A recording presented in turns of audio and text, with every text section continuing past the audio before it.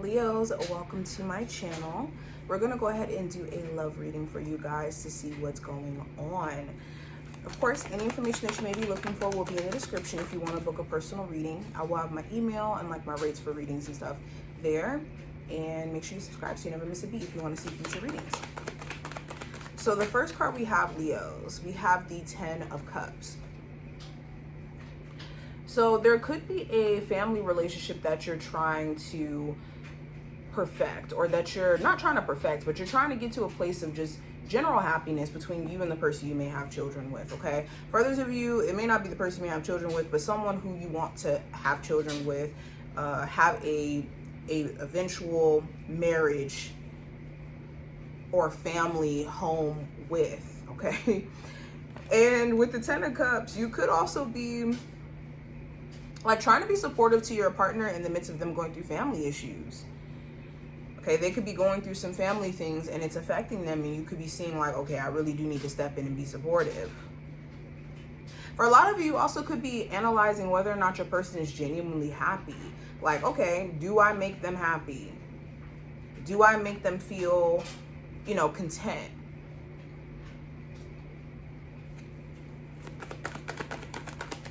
I also have the Chariot. So for a lot of you, you could be in a space to where you just want to move forward. What would make you really happy within your relationship and your dynamic is if you and your partner were able to just get to a place of being happy again. And there's been some challenges along the way. And I think the challenge has been affecting you and your person ego-wise. But there is a chance to move past this. I see a lot of you trying to, I have the World card. It's like, I'm trying to start a new cycle. I'm trying to start a new phase within my relationship. For my singles, this looks like more so starting a new phase within dating, period. It's like you're finding your personal happiness. You could be looking at how to, angle yourself in terms of your career. And you could be at a space to where you are actually ready to date people.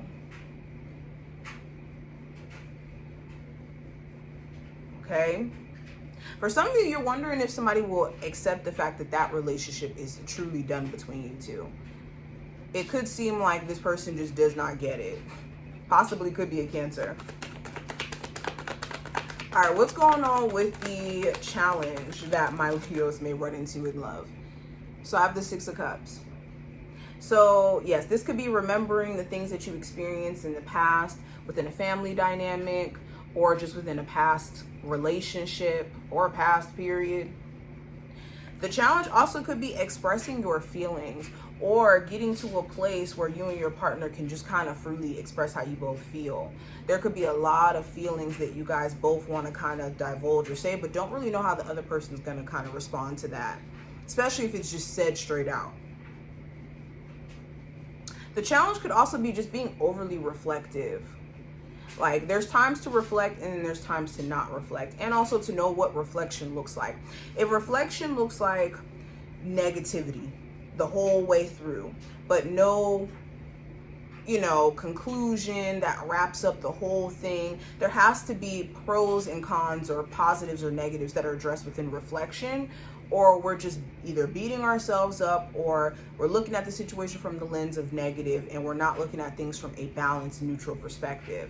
So be mindful of reflecting on your love life from just the angle of, oh, they're all bad, they're all horrible, because that wouldn't be the case if you're with them, And this could help you avoid maybe saying things from a place of frustration, or doing things from a place of frustration and an emotional filter.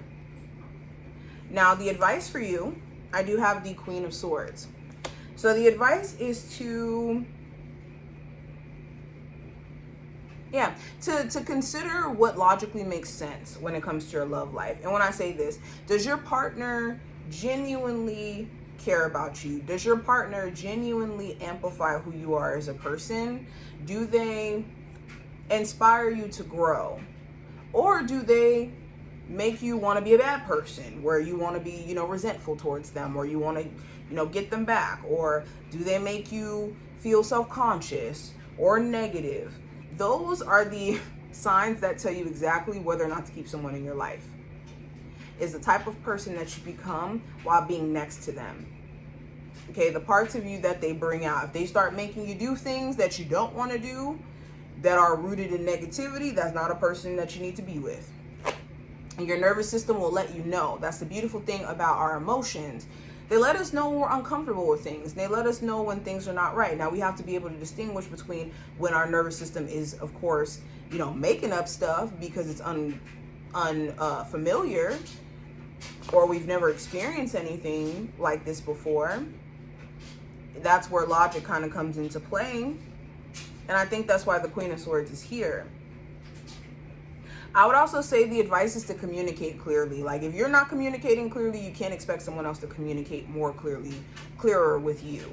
And this could look like just purposely not saying certain things that you need to say, or knowing that there's certain conversations that both of you guys could be avoiding because either the truth is scary or there's just certain concerns. But yes.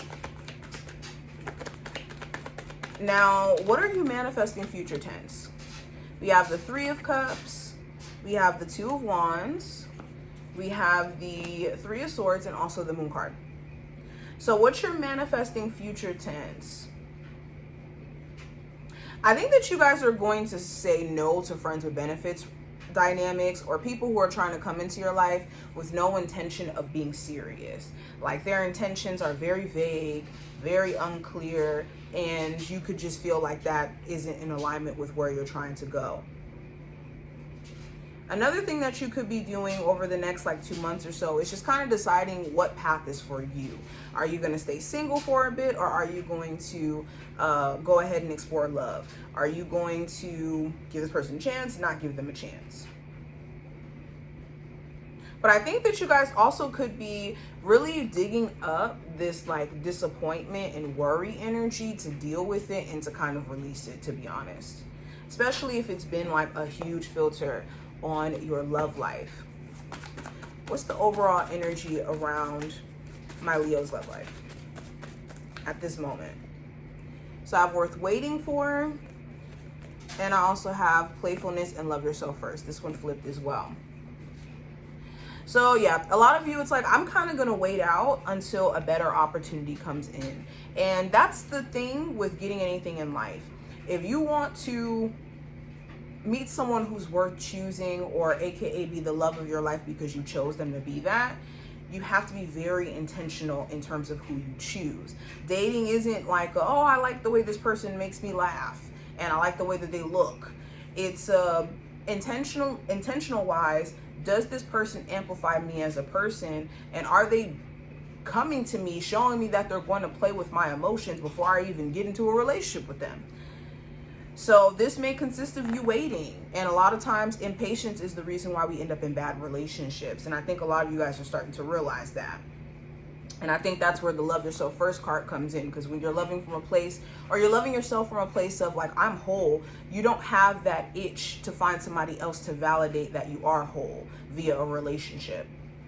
Not saying you wouldn't want a relationship at all, but you just wouldn't have that itch to have someone validate that you're lovable via a relationship, because you would know you're whole, and it would be two whole people coming together knowing that they're whole and amplifying each other.